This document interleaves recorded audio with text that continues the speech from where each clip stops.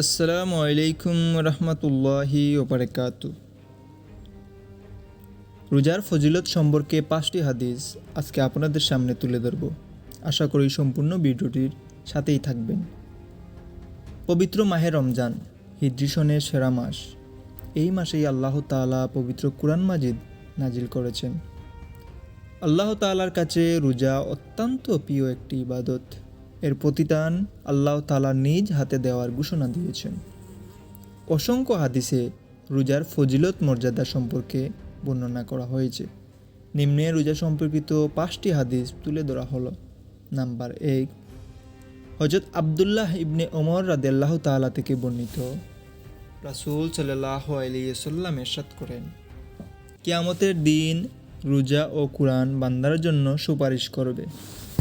রোজা বলবে, হে আমার প্রতিপালক, আমি তাকে পানহার ও যৌনকর্ম থেকে বিরত রেখেছিলাম, সুতরাং তার ব্যাপারে আমার সুপারিশ গ্রহণ করুন।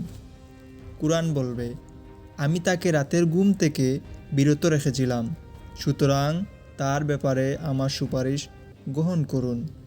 নবী করিম সাল্লাল্লাহু আলাইহি ওয়াসাল্লাম বলেন, অতএব উভয়ের সুপারিশ গৃহীত হবে।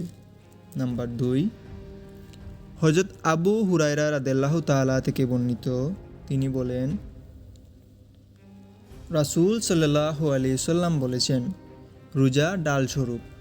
তোমাদের কেউ কোনো দিন সিয়াম পালন করলে তার মুখ থেকে যেন অশ্লীল কথা বের না হয়। কেউ যদি তাকে গালমন্দ করে অথবা ঝগড়ায় প্ররোচিত করে, সে যেন বলে, আমি রোজা পালনকারী।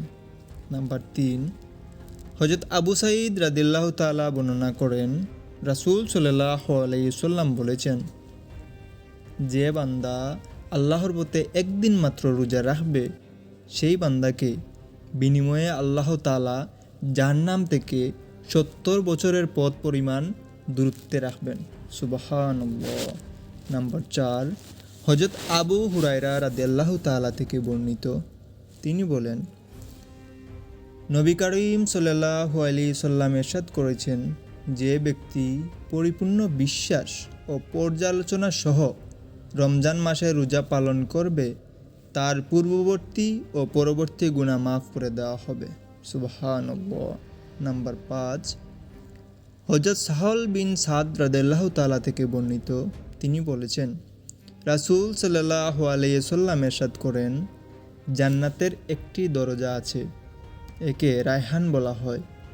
এই দরজা দিয়ে কিয়ামতের দিন একমাত্র রোজা পালনকারী ব্যক্তি জান্নাতে প্রবেশ করবে, তাদের ছাড়া অন্য কেউ এই পথে প্রবেশ করবে না। সেই দিন এই বলে আহ্বান করা হবে, হে সিয়াম পালনকারীগণ কোথায়, তারা যেন এই পথে প্রবেশ করে। এভাবে সব সিয়াম পালনকারী ভিতরে প্রবেশ করার পর দরজাটি বন্ধ করে দেওয়া হবে, অতঃপর এই পথে আর কেউ প্রবেশ করবে না। আল্লাহ তাআলা আমাদের রমজান মাসের 30টি রোজা রাখার তৌফিক দান করুন। আমিন। আসসালামু আলাইকুম রহমতুল্লাহি ওয়া বারাকাতুহু।